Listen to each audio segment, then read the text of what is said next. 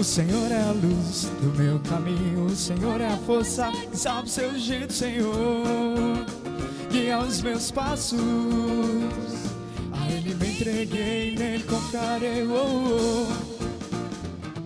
Ele quem me abençoa e guarda sobre mim. Levante seu rosto, pois é dele que me vem a paz.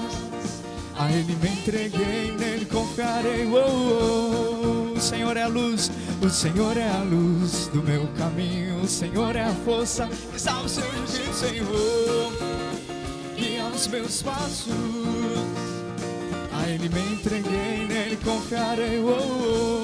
É Ele quem me abençoa e guarda sobre mim. Levante seu rosto, pois é dele que me vem a paz. A Ele me entreguei, nele confiarei. E aleluia, aleluia, aleluia, aleluia, aleluia. A Ele me entreguei, nele confiarei. Aleluia, aleluia, aleluia, aleluia, aleluia. A Ele me entreguei, nele confiarei. Não temo mal, não temo mal que possa vir, força do mal me destruir. O amor é fé no coração que do Senhor recebi, pois é dele que me vem a paz. A Ele me entreguei, nele confiarei. Não temo mal, não temo mal que possa vir, força do mal me destruir. O amor é fé no coração que do Senhor recebi, pois é dele que me vem a paz. A Ele me entreguei, nele confiarei.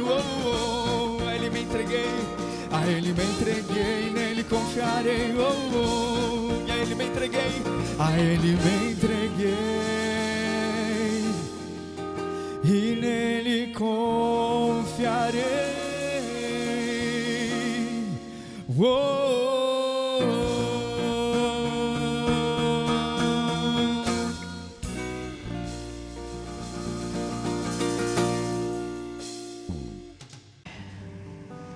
Boa noite, queridos, graça e paz. Quero cumprimentar vocês, recebam o nosso abraço, o nosso carinho aí na sua casa. Quero parabenizar também todas as células que fizeram as paródias. 36 células e 6 chegaram nas finais. Eu acho que são todas vencedoras no meu conceito, mas foi muito divertido. Se você não foi no YouTube ainda no nosso canal, você devia entrar lá porque foi muito bom aquele trabalho. Bom, vamos à nossa meditação. Queria deixar com vocês aqui um texto de Efésios, pensando sobre os momentos que nós vivemos. Olha só. Paulo está dizendo o seguinte, concluindo: fortalecei-vos no Senhor e na força do seu poder. Revesti-vos de toda a armadura de Deus, para poderdes ficar firmes contra as ciladas do diabo. Porquanto a nossa luta não é contra seres humanos, e sim contra principados e potestades, contra os dominadores desse sistema mundial em trevas, contra as forças espirituais do mal nas regiões celestiais.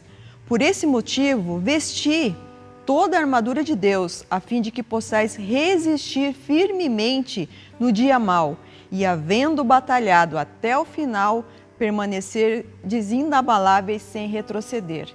Estai, portanto, firmes, trazendo em volta sua cintura a verdade e vestindo a couraça da justiça, calçando os pés com a proteção do evangelho da paz, embraçando sempre o escudo da fé, com a qual podereis apagar todas as setas inflamadas do maligno. Usai igualmente o capacete da salvação e a espada do Espírito, que é a palavra de Deus. Pensando sobre a nossa abertura hoje, e a possível volta das nossas atividades, lembrei desse texto falando a respeito de que, havendo batalhado até o final, permanecer inabaláveis sem retroceder. Depois que passar tudo isso, como você estará? Seria essa a pergunta. Como você está, meu irmão? E aqui no texto ele fala assim,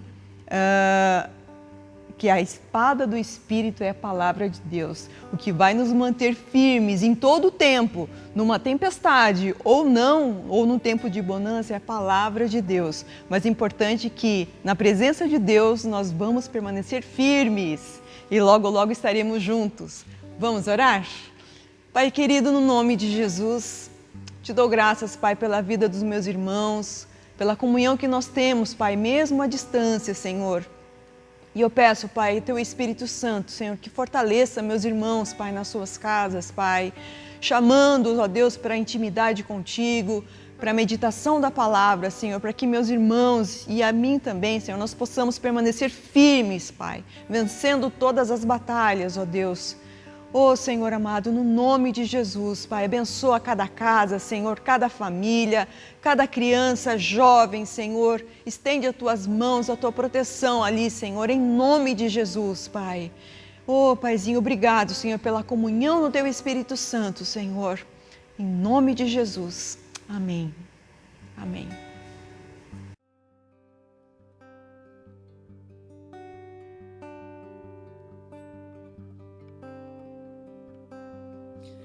Vem, Senhor, minha vida oferecer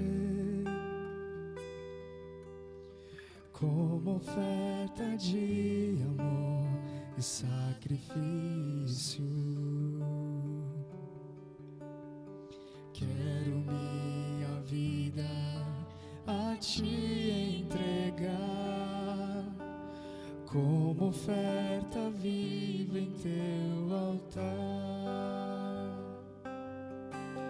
Vem, Senhor, minha vida oferecer como oferta de amor e sacrifício. Quero minha vida a Te entregar como oferta viva em Teu altar. Pois pra Te adorar foi que eu nasci. Cumpre em mim o Teu querer, faça o que está em Teu coração, que a cada dia eu queira mais e mais estar ao Teu lado, Senhor. Vem, Senhor, vem, Senhor, minha vida oferecer como oferta de amor e sacrifício.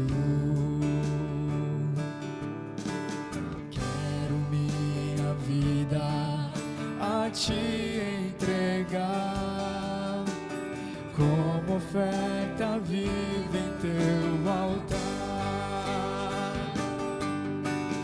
Pois pra Te adorar foi que eu nasci. Cumpre em mim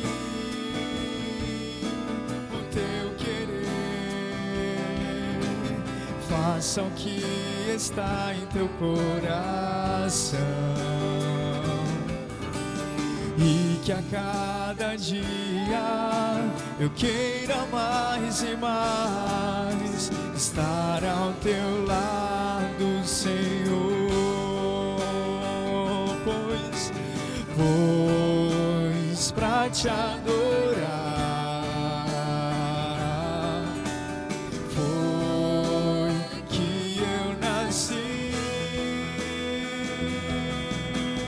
cumpre em mim o Teu querer, faça o que está em Teu coração, e que a cada dia eu queira mais e mais estar ao teu lado, estar ao teu lado, estar ao teu lado, Senhor.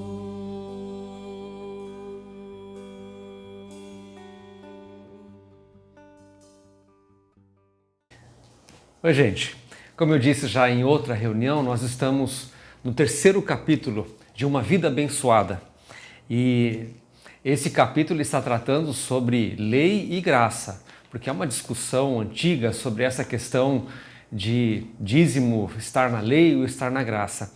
Mas ele meio que encerra o assunto mostrando a atitude do próprio Senhor Jesus quando ele fala sobre isso e encerra o assunto. Mas eu achei uma coisa tão interessante aqui, porque ele diz assim, no capítulo 31 do 2º livro das Crônicas, eu não vou ler o texto todo porque é um texto longo, mas o próprio autor do livro aqui recomenda que você faça essa leitura desse texto, porque ele é muito didático.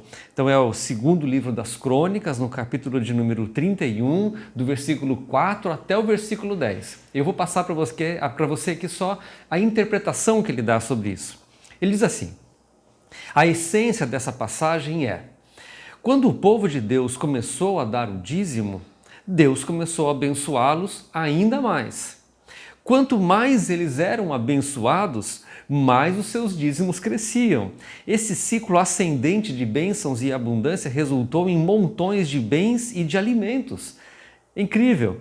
Quando Ezequias, o rei Ezequias, veio e viu aqueles montões, ele disse, e ele coloca aqui uma interpretação dele, ele diz assim, nas palavras do rei Ezequias: me expliquem, o povo está bem, eles deram tanto, esses montões. E os sacerdotes disseram algo mais ou menos assim: ó rei, o senhor precisa entender uma coisa. Desde que o povo começou a dar o dízimo, Deus os abençoou. O que você está vendo é o dízimo da abundância com a qual Deus os abençoou. E é verdade, é assim mesmo. A proposta que Deus faz é justamente essa. Vamos orar e consagrar nossos dízimos e ofertas? Pai amado, em nome do Senhor Jesus, nós consagramos a Ti, junto com toda a nossa casa, nossos planos e sonhos, colocamos diante do Senhor nossos dízimos e ofertas para que se cumpra a Tua palavra sobre nós, nossa casa, nossa família e tudo aquilo que o Senhor tem para nós, em nome do Senhor Jesus. Amém. Amém. O Senhor te abençoe em nome de Jesus.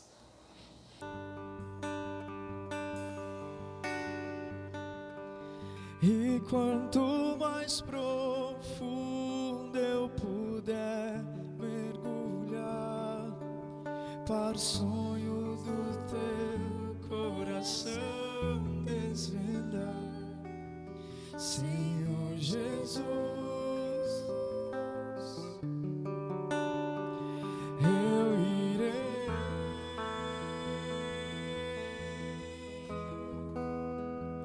E quanto mais profundo eu puder mergulhar para os sonhos do teu coração desvendar, Senhor Jesus, eu irei.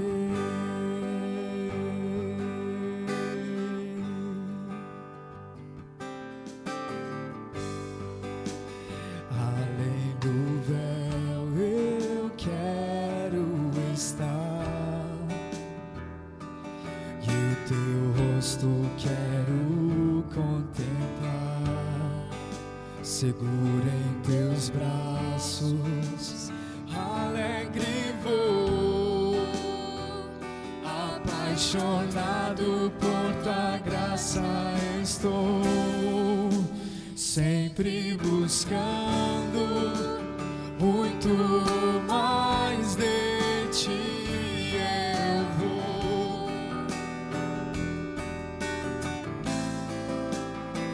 E o teu Espírito é um rio de amor.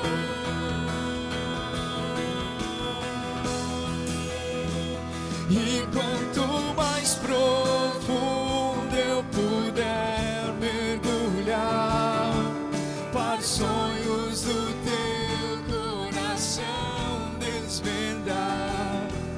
Senhor Jesus, eu irei.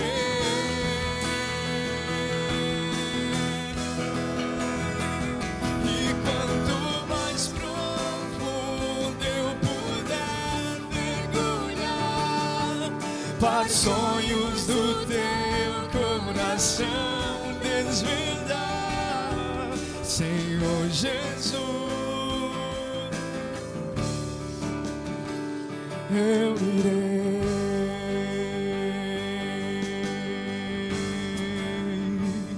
Eu irei.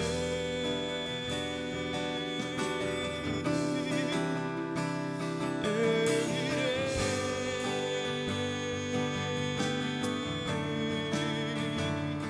Para mais perto de ti, Senhor. Irei, Senhor, conhecer-te mais e mais, conhecer-te mais e mais. E quanto mais profundo eu puder mergulhar para os sonhos do teu coração desvendar, Senhor Jesus, eu irei.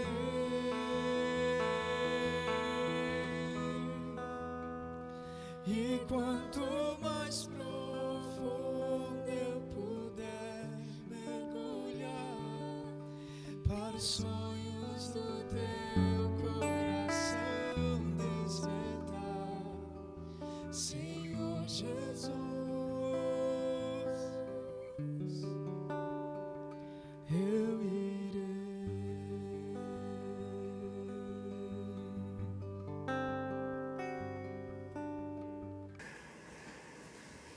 Graça e paz, pessoal. Parece que temos boas notícias, né? Que em breve estaremos nos reunindo com algumas restrições, com algumas limitações, mas já é um progresso. Quem sabe já no próximo domingo agora vocês acompanhem aí as notícias, as informações que a gente vai mandando aí pelo WhatsApp para as células e a gente vai atualizando vocês. Vamos fazer uma oração? Vamos para o nosso culto? Pai amado, em nome do Senhor Jesus, nós colocamos este tempo que nós temos de meditação, de voltar a nossa atenção para a Tua Palavra diante do Senhor. Que Teu Espírito Santo faça em nosso coração aquilo que nós estudamos, como o Senhor fez com os Teus discípulos ali no caminho de Emaús. Nós queremos que o nosso coração fique incendiado, ele pegue fogo, à medida que nós ouvimos, lemos, meditamos a respeito da Tua Palavra e da Tua obra em nosso socorro, Senhor. É essa que é a nossa boa notícia, a Tua bondade e misericórdia sobre as nossas vidas. Então, em nome do Senhor Jesus, colocamos, meu Deus, esse tempo diante do Senhor e Te pedimos, fala conosco, Senhor, e queima o nosso coração, em nome do Senhor Jesus. Amém, Senhor. Amém. Queria que você abrisse sua Bíblia lá no Evangelho de João, no capítulo de número 20. Na verdade, nós vamos ler a mesma passagem no Evangelho de João, no capítulo 20, e em Lucas, capítulo 24. É a mesma, os dois discípulos, os dois evangelistas, falando do mesmo assunto, sobre cada um sob a sua ótica. Então, aí no Evangelho de João, no capítulo 20, o versículo 19, ele diz assim: ao cair da tarde daquele dia, o primeiro dia da semana, lembra, nós estamos no domingo da ressurreição, falando sobre as aparições do Senhor Jesus, falando das coisas concernentes ao reino de Deus. Então ele está ali aparecendo aos seus discípulos e tratando de algumas coisas com eles, ensinando algumas coisas, abrindo os olhos deles para as coisas que direcionariam agora a vida da igreja, a vida dos seus discípulos e com certeza a nossa vida. Então, o momento ali era esse.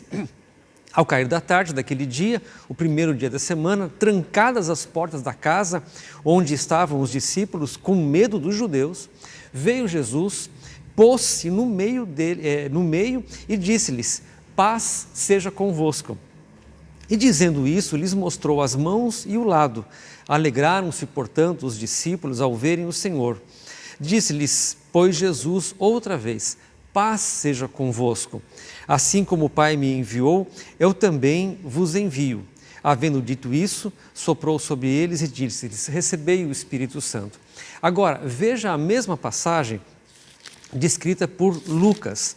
Volta lá em Lucas, no capítulo de número 24, muito próximo daquilo que nós lemos na semana passada, estudamos, no versículo 36 em diante, e é a partir daqui que a gente vai meditar no assunto, muito rápido, mas muito profundo, muito impactante o que acontece, e você já vai entender um pouco do porquê.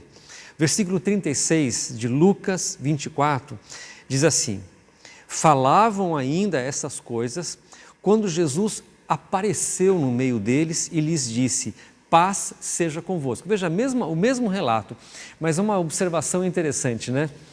Quando ele se aproxima daqueles discípulos de Emaús, eles não identificaram Jesus porque ele veio se aproximando e passou a caminhar junto com eles. O que nós estamos vendo aqui é que eles estavam com as portas trancadas, eles estavam reclusos, eles estavam com medo dos judeus. O momento era um momento de terror, de espanto, de preocupações, uma série de coisas passava na cabeça deles. E o Senhor Jesus aparece no meio deles. E lhes disse, paz seja convosco. Versículo 37. Eles, porém, surpresos e atemorizados, parece com aquelas duas mulheres que ele encontra no caminho também. Atemorizados, acreditavam estarem vendo um espírito. Claro, no caso dos discípulos, no caminho de Emaús, ele veio se aproximando e passou a caminhar junto com eles. Mas neste caso aqui, o Senhor Jesus aparece no meio deles, estavam com as portas trancadas. E já num momento de espanto, né? Mas ele lhes disse, por que estáis perturbados? E por que sobem dúvidas ao vosso coração? Vede as minhas mãos e os meus pés, que sou eu mesmo. Apalpai-me e verificai, porque um espírito não tem carne nem ossos, como vedes que eu tenho. Dizendo isso, mostrou-lhe as mãos e os pés. E por não acreditarem eles ainda, por causa da alegria, veja o que a alegria fazia com eles, estavam tão alegres que eles não pararam para acreditar no que estava acontecendo. E estando admirados, Jesus lhes disse, tendes aqui alguma coisa que comer? Então lhe apresentaram um pedaço de peixe e um favo de mel. E ele comeu na presença deles. Vou parar por aqui, porque aqui a gente já vai passar a pensar aqui dos aspectos, vamos dizer assim, do nosso querigma, da nossa proclamação de fé, daquilo que nós cremos, que é exatamente a questão da ressurreição de Jesus. Porque, como Paulo fala sobre isso lá em 1 Coríntios capítulo 15, eu acho que seria importante se você acompanhasse isso e lesse isso lá, deixa aí marcado Lucas 24 que a gente já volta, mas em 1 Coríntios capítulo 15, é o capítulo mais extenso, é o trecho das Escrituras em que mais se trata a respeito da ressurreição de Jesus.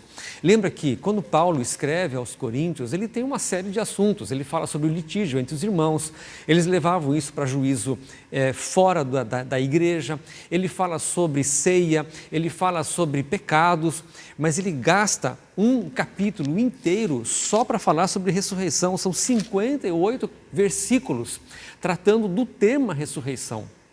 Por que isso? Porque é um assunto de absoluta importância para nós, igreja. É o fato comprovado da ressurreição do Senhor Jesus. A nossa fé está apoiada nisso. Porque se ele tivesse simplesmente morrido, então talvez Jesus fosse um mártir, talvez ele fosse um exemplo, mas não é isso. Ele é um redentor. E o projeto dele de redenção incluía morte e ressurreição. Nossa fé está apoiada nisso. Então Paulo, no capítulo 15 aos Coríntios aqui, ele vai discorrer esse assunto sendo talvez um dos assuntos mais centrais onde está apoiada a nossa fé.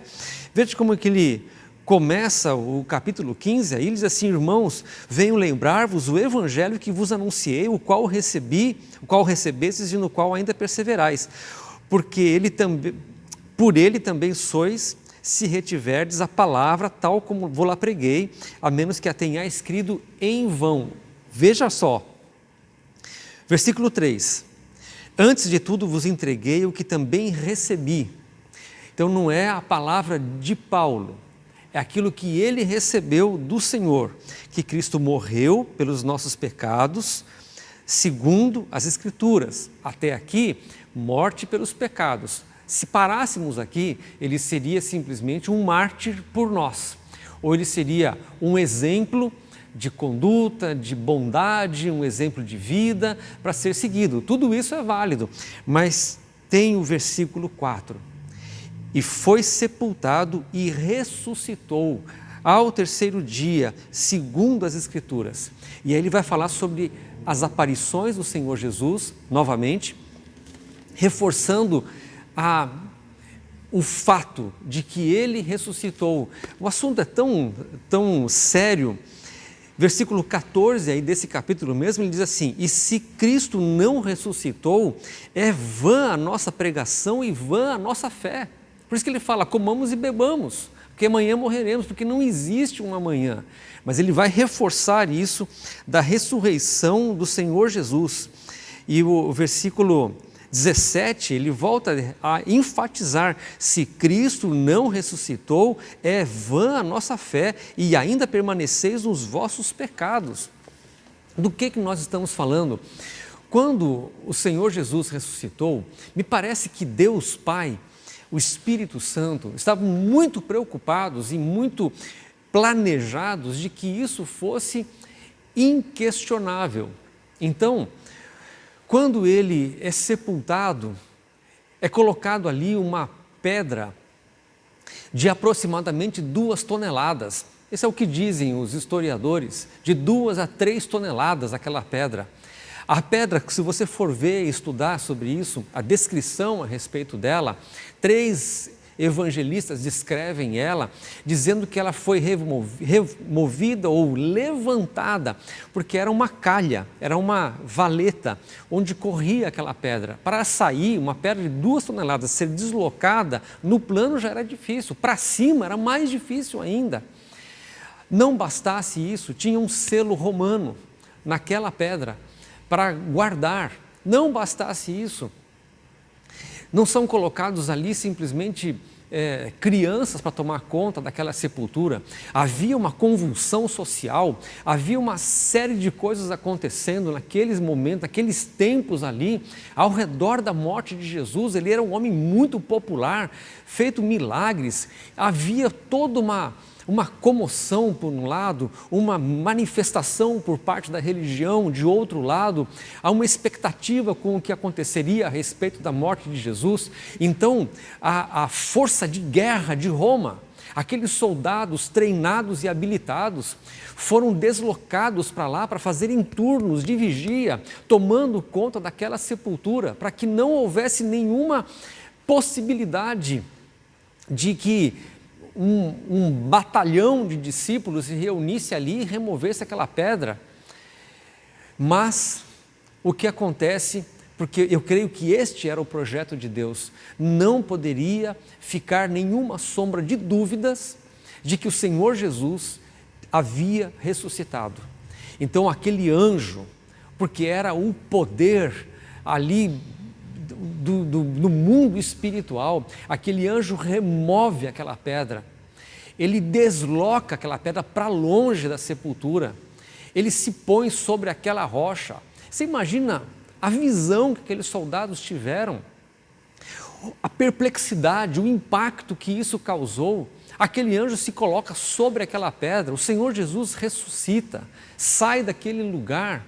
Por isso que há toda aquela movimentação para tentar de alguma forma abafar essa notícia de que ele havia ressuscitado.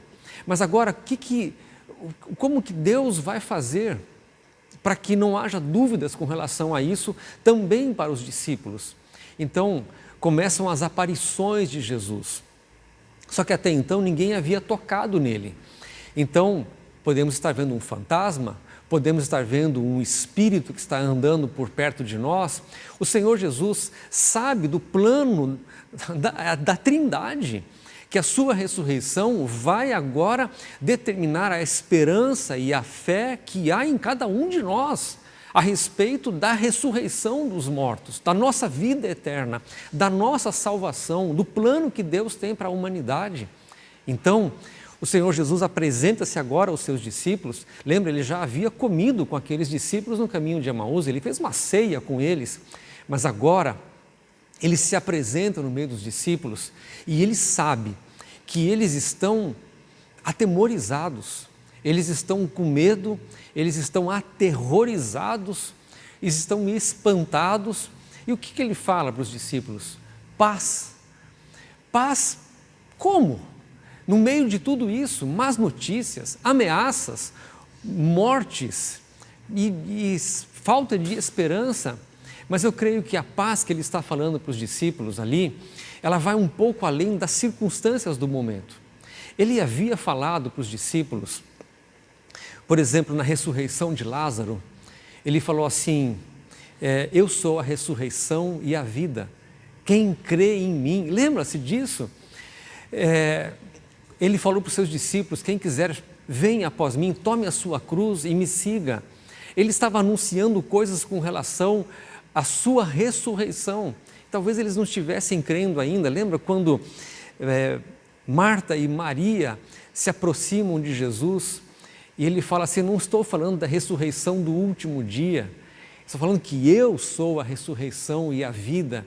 Mas os discípulos não tinham visto ainda a ressurreição dele. Quando ele aparece, pode ser que ele seja um espírito, pode ser que ele seja um fantasma realmente, mas não podia haver dúvida no coração dos seus discípulos de que de fato o Senhor Jesus não era um espírito desencarnado, um fantasma que estava pairando por aí. Eles tinham que ver e ter essa certeza e tocá-lo, ossos, carne, de que era o próprio Senhor Jesus que havia ressuscitado. Então ele se apresenta ali, lembra quando ele fala assim, quem crê em mim, ainda que esteja morto, viverá. Isso está lá na cabeça deles. Ele falou para os discípulos assim, eu vou preparar-vos lugar, na casa de meu pai há muitas moradas, na mansão do meu pai há muitas casinhas, seria mais ou menos assim a ideia. E ele está dizendo, eu vou preparar lugar para vocês. E agora, talvez ele estivesse ainda com um medo da morte, um medo, a incerteza, a insegurança diante da morte, mas então o Senhor Jesus apresenta-se junto deles para comer, para ser tocado, para mostrar as suas feridas, o seu lado perfurado, as suas mãos perfuradas, os seus pés perfurados, para tirar da mente deles, em primeiro lugar, qualquer tipo de dúvidas com relação à vitória sobre a morte. Quando nós paramos para pensar nisso, não sei se você algum dia já parou para estudar a respeito disso, mas como a nossa vida está apoiada na ressurreição do Senhor Jesus. Porque senão realmente nós somos levados ao pecado. Porque se não há a vida eterna, se não há a vida com Deus, se não há ressurreição de mortos, como Paulo disse ali aos Coríntios, somos os mais miseráveis de todos. Nós estamos privando a nossa vida de certas coisas por alguma coisa que não existe. Mas então a ressurreição tinha que ser alguma coisa documentada, testificada, apalpada, confirmada, com testemunhas. A gente vai ver na semana que vem a continuação aqui do assunto de Paulo aos Coríntios. Vocês estão com Coríntios aberto ainda, né? Capítulo 15 aí, versículo 6, ele fala assim, depois foi visto por mais de 500 irmãos de uma só vez, dos quais a maioria sobrevive até agora, porém alguns já dormem. Sabe o que eu imagino?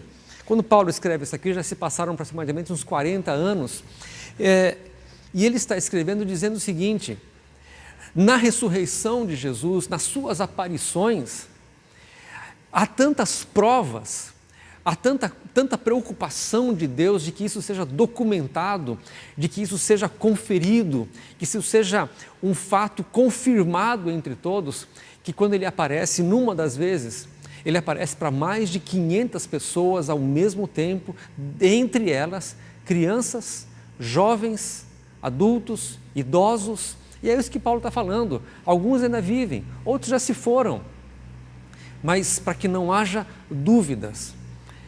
Então não haja dúvida no seu coração, em primeiro lugar, de que ele venceu a morte. Ele agora é o Senhor da vida e da morte. Ele tem o domínio de tudo. Quando o escritor aos Hebreus começa a falar sobre isso, ele fala que ele veio para livrar aqueles que com medo da morte estavam sujeitos à servidão. Ele toma as chaves da morte. Ele venceu o último inimigo. Aqui em Coríntios 15, ele fala sobre isso. O último inimigo que faltava ser vencido era a morte, e ele venceu a morte. Então agora ele está mostrando para os seus discípulos que ele não deixou de ser humano, um homem, e tornou-se um espírito que está vagando por aí, como algumas crenças fazem, né? Como se ele fosse uma alma penada. Não, era o próprio Senhor Jesus ali. Mostra as suas mãos e diz: toquem e me deem comida, porque este corpo tem fome, ele precisa comer comida. E ele senta com os seus discípulos. Se fosse só até aqui, a coisa já era absolutamente impressionante, daria para nós muita esperança. Eu espero que você creia nisso, no projeto que ele tem, no plano que ele tem, na vitória que ele tem sobre a morte. Porque nós não vivemos com medo da morte dia após dia. Muito pelo contrário. Como Paulo dizia, para ele o morrer era lucro. O viver era ganho, o morrer era lucro. Então, para nós que seja a mesma ideia de não termos medo da morte, mas a coisa vai mais longe. Se você abrir a sua Bíblia em Hebreus, e aqui é maravilhoso de se ver o que Deus está fazendo conosco, o que Ele está apresentando diante de nós, porque eu não quero que haja nenhuma dúvida no seu coração daquilo que a Escritura diz. O Senhor Jesus, quando está hoje assentado à destra da majestade, num trono de glória, nas alturas, no céu, na presença imediata de Deus, Ele está sentado lá como homem. É um homem sentado ao lado de Deus. Não é um espírito que foi levado para lá, mas é Jesus Cristo, o homem. Por isso que Paulo fala lá para Timóteo, porque só há um mediador entre Deus e os homens, Jesus Cristo, o homem. Ele ressuscitou e ascendeu às alturas. É tremendo isso, mas se você abrir a sua Bíblia aí, em Hebreus, no capítulo de número 7, é tão lindo, deveríamos ler o capítulo inteiro, né? Mas, para sermos mais objetivos, ele diz assim: que esse Senhor Jesus, que é o Filho de Deus, estudamos isso tão recentemente, ele também é o sumo sacerdote, segundo a ordem de Melquisedeque. O que é ele ser um sacerdote segundo a ordem de Melquisedeque? Veja na sua Bíblia em Hebreus, no capítulo de número 7, versículo 15, ele fala assim: e isso é ainda mais evidente quando, à semelhança de Melquisedeque, se levanta outro sacerdote, veja só, constituído não conforme a lei de mandamento carnal, mas segundo o poder de uma vida, em algumas versões indissolúvel, em outras versões indestrutível.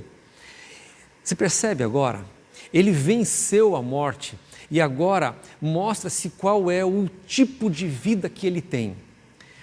É a vida que ele vem nos dar, e ele falou que ele nos dá essa vida. Eu vim para que tenhais vida e a tenhais em abundância. Qual vida é essa? É isso que ele está dizendo aqui, o poder de uma vida indissolúvel, uma vida indestrutível. Nada pode destruir a vida de Jesus. Quando ele está falando agora sobre Jesus aqui, está dizendo que ele é um sacerdote, segundo a ordem de Melquisedeque, e é dono de uma vida indestrutível. Para nós isso é importante por quê? Porque a Escritura diz que os sacerdotes eram constituídos e eles eram impedidos de continuar o seu ministério por causa da morte. Só que agora o Senhor Jesus, ele não é mais impedido pela morte. Ele é um sacerdote eterno. E este sacerdote eterno, ele não entra no santo lugar, no santo dos santos. Ele entra na presença imediata de Deus. É um sacerdote, homem, que entra na presença imediata de Deus, no santíssimo lugar, no santo dos santos, não aquele tabernáculo, mas o celestial. E olha aí, versículo 23 de Hebreus capítulo 7. Ora, aqueles são feitos sacerdotes em maior número, porque são impedidos pela morte de continuar. Este, no entanto, porque continua para sempre, tem o seu sacerdócio imutável. Ele continua para sempre, por quê? Porque ele tem uma vida indestrutível, ele tem uma vida indissolúvel. É isso que ele está mostrando para os seus discípulos.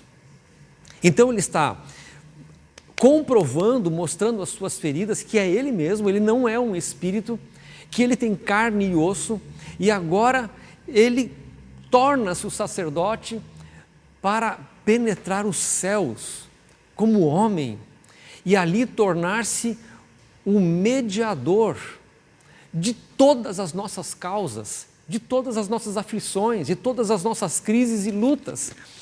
O mais lindo, talvez um dos versículos que eu mais amo, aqui em Hebreus, é o versículo 25.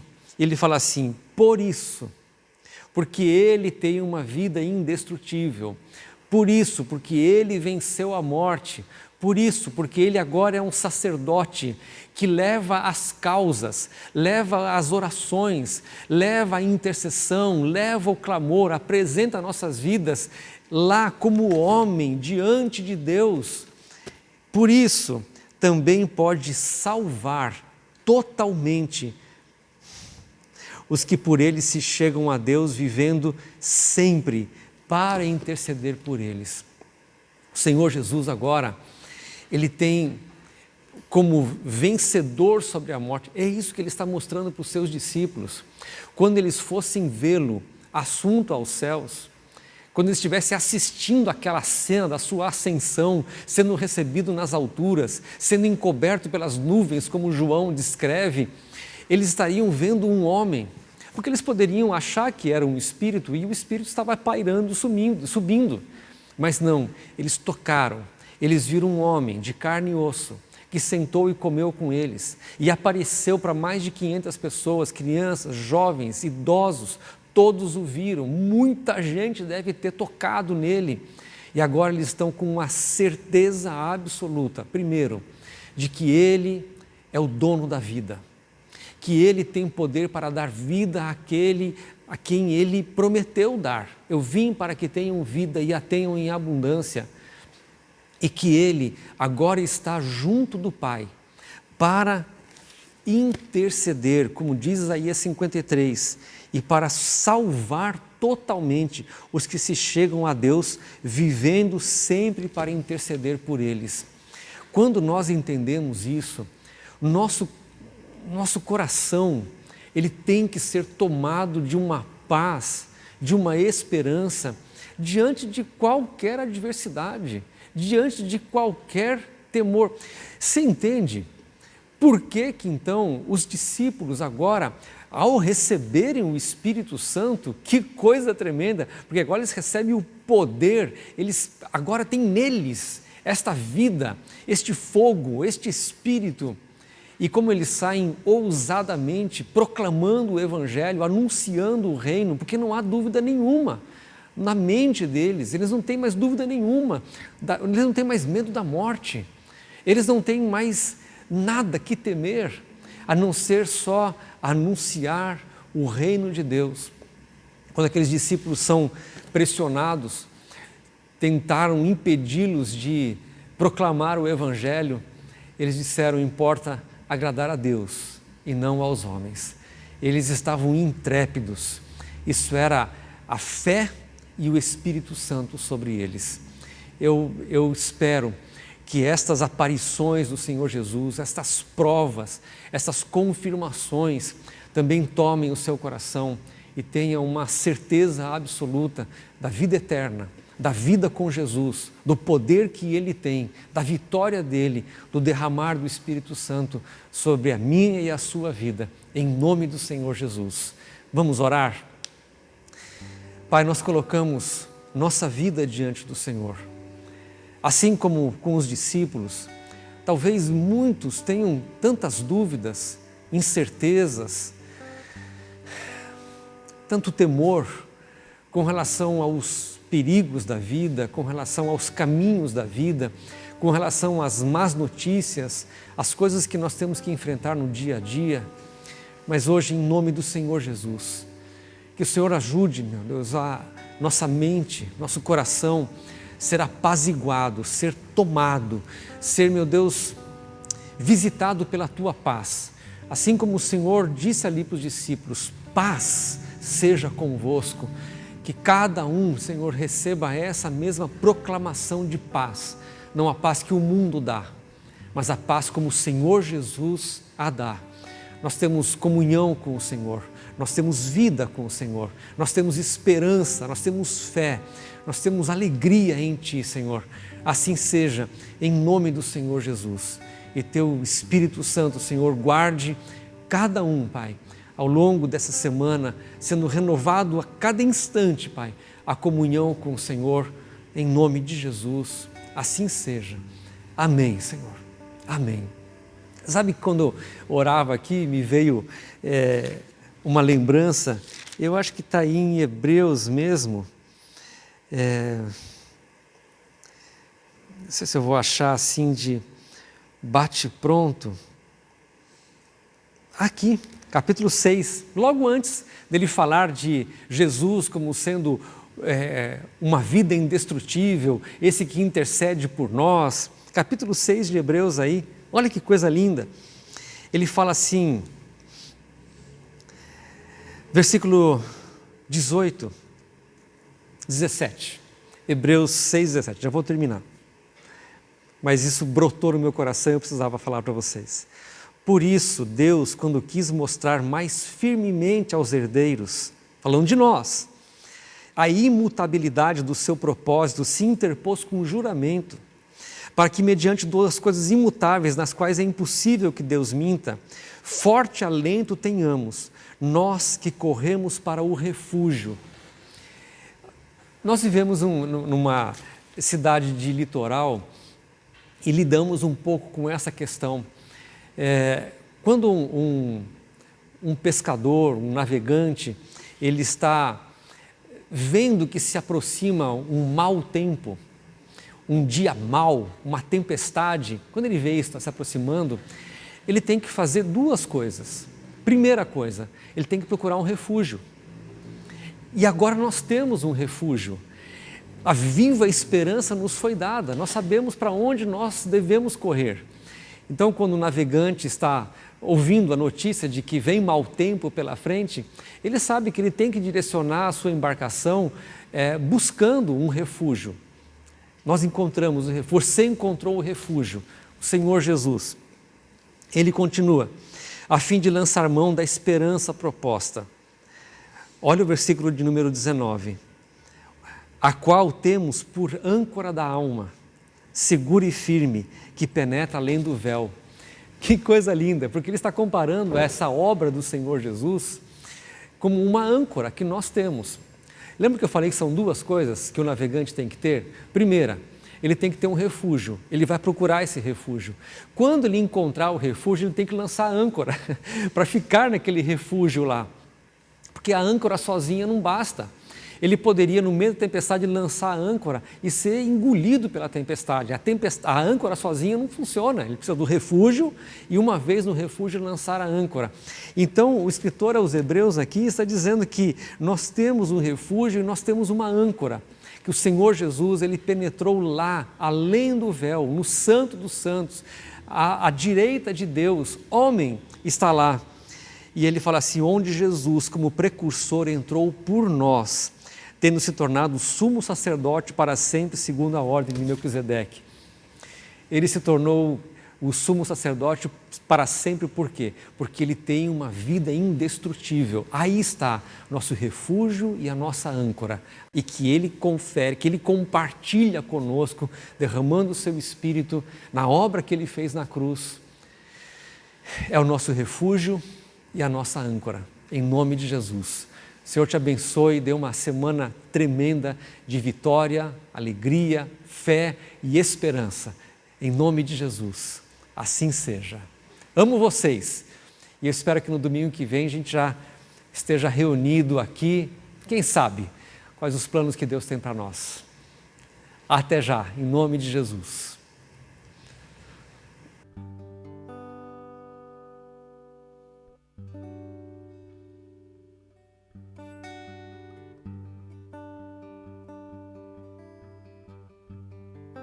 Poderoso esse nome é, poderoso esse nome é, o nome de Jesus, meu Rei. Poderoso esse nome é, mais forte que tudo é, poderoso esse nome é, o nome de Jesus.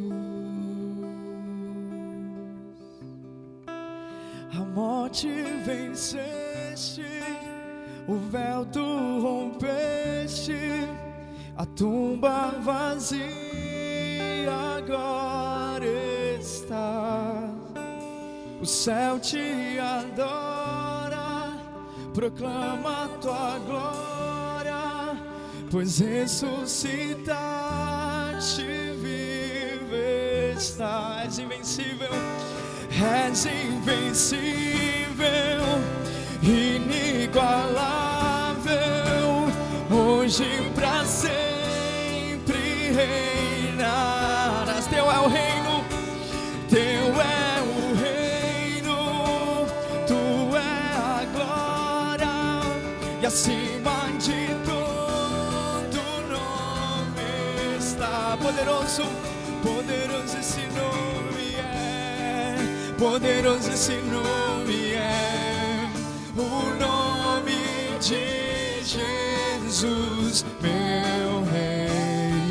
Poderoso esse nome é, mais forte que tudo é, poderoso esse nome é, o nome de... És invencível, és invencível, inigualável, hoje pra sempre reinarás. Teu é o reino, tu é a glória, e acima de todo nome está. Poderoso, poderoso esse nome é, poderoso esse nome é, o nome de Jesus, meu Rei. Poderoso esse nome é, mais forte que tudo é, poderoso esse nome é, nome de Jesus. Poderoso esse nome é, nome de Jesus. Poderoso esse nome é, nome de Jesus.